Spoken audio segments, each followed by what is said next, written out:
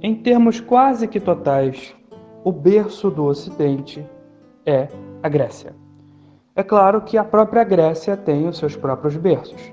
Não vamos nos esquecer que a Grécia, ou o povo grego, vem da expansão indo-europeia, portanto, tem o seu berço no Cáucaso.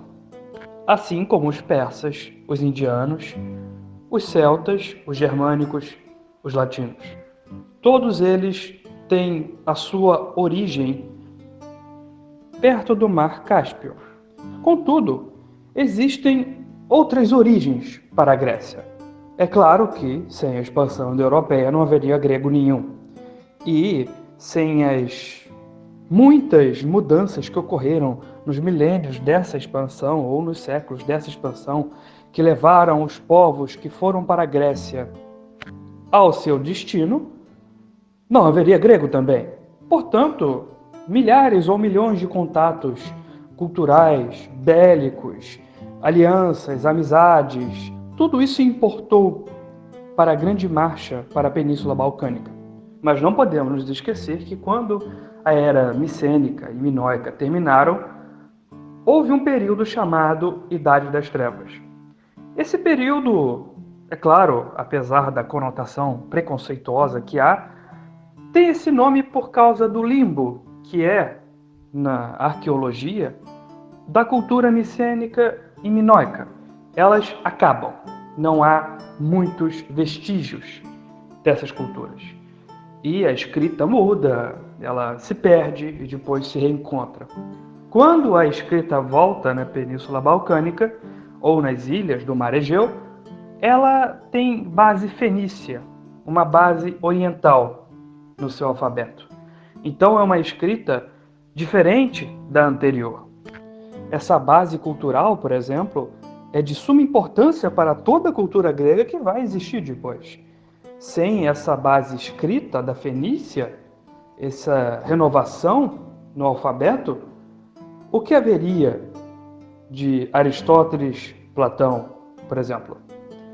Possivelmente a filosofia não existiria, porque sem a conservação que é inerente ao papel da escrita na humanidade, possivelmente não haveriam tantos contatos de uma época para outra, porque, em termos orais, muita coisa se perde numa cultura 100% oral. E, quando há escrita, as coisas se conservam. Logo, a Fenícia tem um grande papel.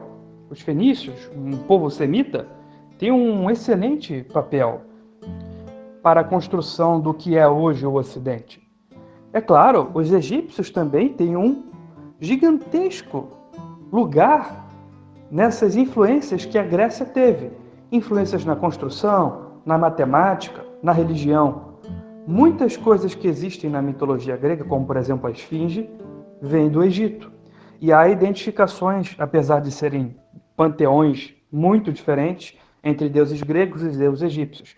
Os romanos vão fazer a mesma coisa no futuro. E por que eu estou falando tudo isso? Porque não há uma origem única para o Ocidente. Eu estou falando de uma influência egípcia? Pois bem, o Egito tem muita influência da Núbia, que é um país ao sul do Egito. E a Núbia, por sua vez, tem influência de várias outras tribos africanas, que, por sua vez, vão criando uma teia de influências até o extremo sul do continente africano. E quando falo de Fenícia, eles também são influenciados pelos outros povos de Canaã, incluindo os judeus. Também são influenciados pela Babilônia, pelos reinos mais ao oriente, pela conjuntura cultural e política do subcontinente indiano. Portanto, há uma mistura, há uma aliança muito frutífera entre a humanidade.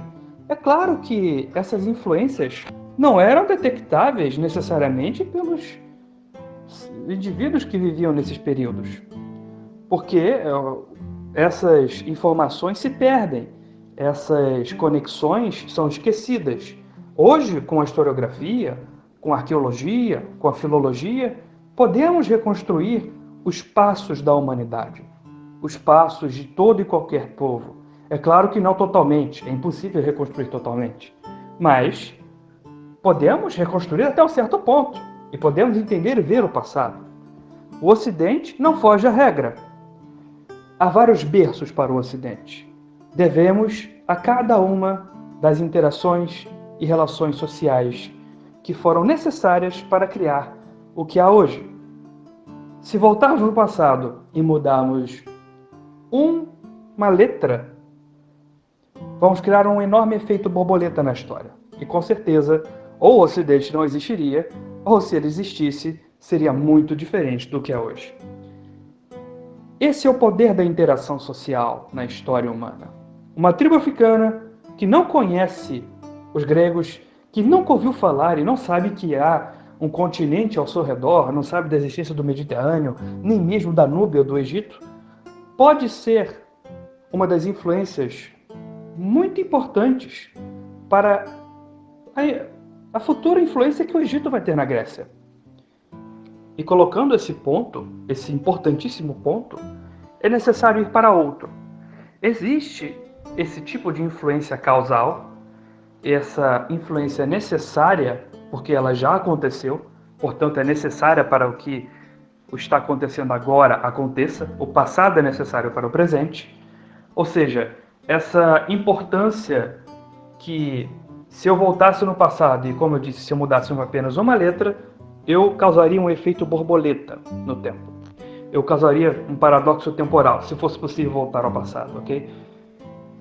Existe esse tipo de importância e existe outro tipo de importância que não é pelo arranjo cronológico, não é pelo andar das eras, o andar do relógio, do tempo, mas influências essenciais, características culturais que se conservam e que se mantêm para dar a imagem, o quadro e a essência de uma civilização, de uma sociedade, de uma cultura.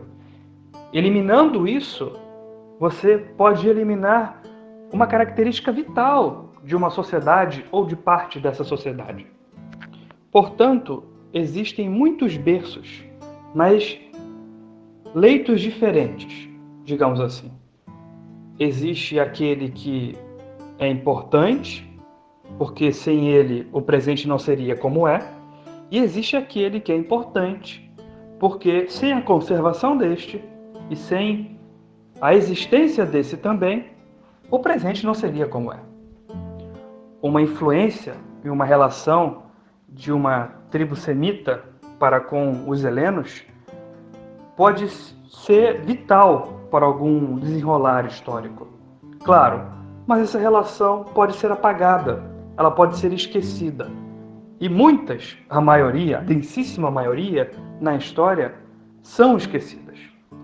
De modo que muitas vezes é impossível saber se algum chefe tribal se reuniu com uma outra pessoa, um mercador famoso que depois usou essa informação para influenciar um outro político que, enfim, criando uma infinita ou quase infinita cadeia de acontecimentos que, no final das contas, vai culminar numa decisão política importante que vai levar a alguma guerra. Nós não temos como verificar a maioria desses casos. E eles se perdem. E podem se perder. A história e a cultura não vai se chancelar se esses casos específicos se perderem. Mas ela se esfacela se uma coisa como a filosofia se perder. Se uma coisa como, talvez, uma cultura de guerra ou uma organização civil ou religiosa se perder. Então, é claro, não haverá uma conservação necessária da filosofia, da religião, da cultura militar. Mas a conservação desses pontos é importante. Infinitamente importante. E esquecer esses avanços, esquecer essas interações, é absolutamente prejudicial para toda e qualquer cultura. E é isso que eu quero tratar aqui. Esse tipo de berço essencial que necessita ser conservado, porque senão uma cultura pode se esfacelar, pode ser diluída. por inteiro. Podemos pegar o exemplo dos judeus. Retira o papel da religião das tribos de Israel, dos hebreus ou dos judeus. Retira. O que vai restar? Nada. O que vai restar para diferenciar, ter aquele quê maior em comparação às outras tribos de Canaã? Retira o monoteísmo do judaísmo, não vai restar muita coisa. É claro que ainda será uma cultura, evidentemente, singular em comparação a todas as outras, porque cada cultura é única. Não há uma cultura absolutamente similar à outra. Nesse quesito, ela ainda vai ser uma cultura singular. Mas o monoteísmo, a fé de Abraão, a conservação de Deus, de Yahvé, a conservação do que Deus falou para Moisés no Sinai, eu sou aquele que é, isso vai se perder. Então, tudo que nós identificamos como judaísmo vai por água abaixo. É claro que o judaísmo tem mudanças. E é claro que a visão que um hebreu, um israelita e um judeu vão ter de Deus vai mudar. Qualquer um que leia a Bíblia vai saber disso. Você pega o Deuteronômio, ou o próprio Êxodo, ou melhor ainda, o Êxodo, e compara com o livro de Isaías. Há mudanças ali, há concepções diferentes, mas não há uma corrupção, não há um esfacelamento, não há uma destruição da religião. Não, há uma mudança e há uma conservação, porque sem conservação as coisas se destroem. E são esses os primeiros pontos que eu quero colocar aqui. A existência de berços diversos, de origens, muitas vezes, muito distantes do que será a cultura a ser abordada, no caso, a cultura grega da antiguidade, e há origens e origens, origens cronológicas e origens essenciais. O exemplo dos judeus retrata muito bem isso. É claro que a história dos judeus seria totalmente diferente se eu mudasse uma única peça do tabuleiro. Mas a história dos judeus talvez nem sequer mais existisse se eu mudar a religião, se eu tirar o monoteísmo dos judeus de cena, por exemplo. Então, há berços e berços, essências e acontecimentos. Eu explicarei mais sobre o Ocidente em um outro vídeo, na parte 2 desse tema.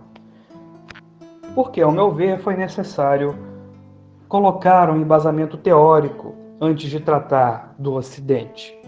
Colocar um ponto e uma pilastra no assunto, no edifício argumentativo que eu vou construir, porque assim eu evito certos questionamentos relativistas que podem vir a seguir, ou indagações e argumentações contrárias embasadas em coisas que não têm muito sentido, como, por exemplo, confundir o berço cronológico do berço essencial.